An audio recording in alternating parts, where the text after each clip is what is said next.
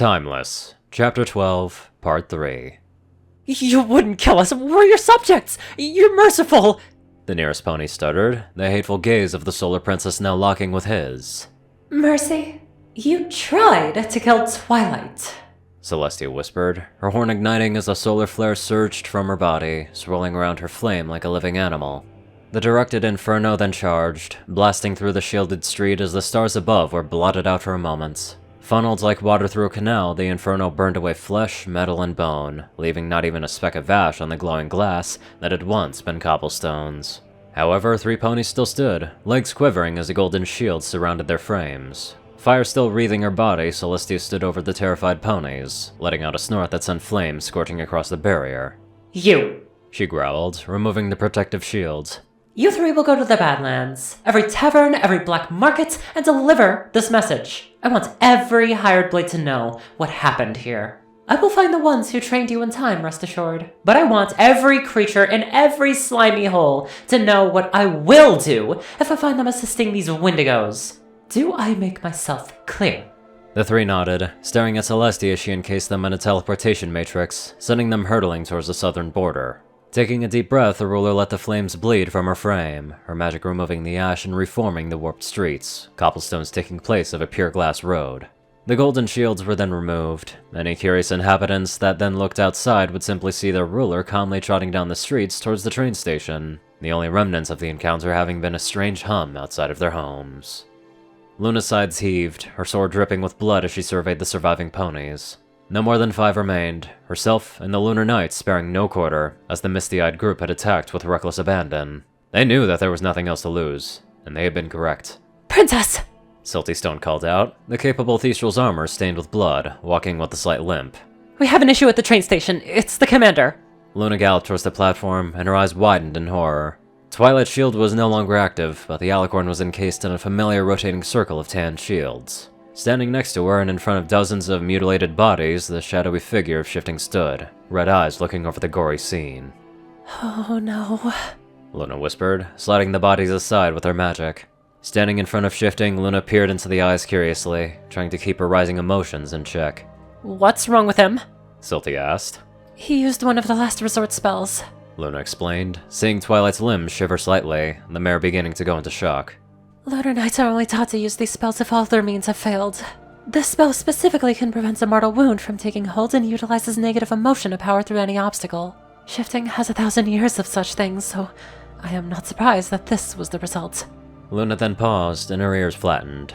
However, there is no guarantee that the pony afflicted will be broken from the spell. They may fade into nothingness if they cannot be snapped out of the trance. That is why this spell is rarely used.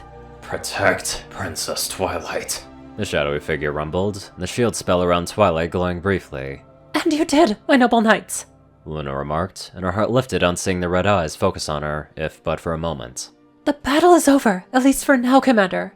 Return to us. That is an order from the Princess of the Night. We cannot. Luna blinked, staring at the pony in surprise. Why not? We are wounded, perhaps mortally so. Shifting rumbled, prompting Luna to catch her breath. I will not let you die.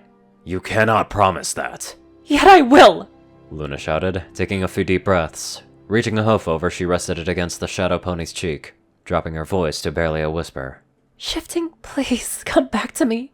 If you must leave this world, don't go like this. Spreading from where her hoof touched, solid fur and armor began to return, the shadow flesh fleeing. Perhaps, Shifting mused, the shadows continuing to bleed from his frame, until the battered knight was standing in front of the princess. The wound on his side now dripped with blood, the head of the spear still lodged halfway into his armor. Luna caught Shifting as he teetered on his hooves, the tan shields around Twilight vanishing. The final words whispered from Shifting's mouth had Luna's eyes widen, the alicorn gently placing Shifting against the concrete. What did he say? Silty muttered, Shifting's horn glowing briefly. Is he still breathing? Twilight whispered, Luna standing over Shifting's prone form. He has activated the spell but lacks the clarity to see it through. Stand back! Luna whispered, voice then rising to a sharp command, her horn igniting. A pool of moonlight centered around Shifting, the cobblestones cracking underneath Luna's hooves. The light on Shifting grew, increasing to an intensity that was painful to look at. Luna whispered a spell, magic swirling around her frame as the alicorn spread her wings, floating off of the ground slightly. Energy poured into Shifting's body, white fingers of energy diving into the wound and making the spearhead fly out with a fair amount of force. The stallion's armor groaned under the strain, its own magic being drained by the spell. And then it was completed, Shifting lying on the concrete as the sides rose and fell evenly. You're not leaving us yet, Shifting, Luna whispered, reaching down to nuzzle her cult friend's head with her own, swiping a few tears from her eyes. What is that spell? Twilight asked, limbs still shivering as she sought to ignore the gory scene around them. The Heart of the Moon, an ancient and powerful spell I've only seen performed a few times. It is yet another one of the many last resort incantations my ancient knights knew. Luna relayed, calmly continuing to clear away the bodies, at least off to the side so they were out of Twilight's immediate sight. She then returned to gently rest a hoof against Shifting's shoulder. It uses the owner's own life force to heal the wounds. A young pony could survive a mortal wound, but would be twice again aged. I've never helped cast it on some pony else, however, not in this manner. Twilight's ears flattened, looking to Shifting briefly. So now he'll die earlier? To their surprise, Shifting chuckled, wincing as he slowly stood up. Oh, come now. You're a smart one, princess. What is infinity minus 50? He grunted, letting out a hiss as Luna wrapped him up in a hug. Hey there, Luna. Breathing! He gasped. Sorry, I'm just glad that you're back with us. Luna admitted, then looking over to see Twilight's stunned expression. Wait, so... Shifting removed his battered armor, looking at a side where no evidence of the wound was visible. I'm ageless, Twilight. Foe ascended, if it were. I just lost 20 years of my never-ending life. Again, you can subtract as much as you want from infinity. That said... The stallion winced, taking a deep breath as the various other wounds across his body began to ache. That was a one-time use, from what I've understood. I've never had to use that spell, but looked into it aplenty. If I'm right, Luna, there will be incredible resistance if I or you try to cast it again. Give that a shot. Luna's horn lit up, the beginnings of the spell waving over to Shifting, and promptly rebounding to explode like a firework above their head. I thought so, but I'm just happy it worked. Shifting staggered forward to rest his forehead against Luna's, an exhausted but happy smile on his features. And I'm glad you brought me back. Twilight! A different voice called, a familiar alabaster figure trotting closer. The younger alicorn was promptly wrapped up in a hug, Celestia holding Twilight close as she began to sob. Shh, let's get you out of here. Nodding to her sister, Luna's eyes softened at seeing Celestia smile slightly, teleporting Twilight and herself to the distant Ponyville castle. Still leaning against Luna, Shifting let out a breath at seeing the blood-soaked battleground in front of them. Not exactly the best date location by far, Shifting mused, then weakly waving to Silty Stone. You performed fantastically, he remarked, nodding slowly. I'll expect a full report in the next few days after I stop seeing double. I'll make sure that me and my twin have matching reports, sir. Get well. Silty replied, then trotting off as Celestia's legionaries came upon the scene, taking over the cleanup. Let's get you to the doctor, Shifting, Luna whispered, starting to power up a spell. And are you sure that there are no side effects from the healing spell? I don't... Luna, Shifting whispered, reaching up to give her a tender kiss on the lips. When I said I researched it, I meant that I understood how that spell works in every way, shape, and form.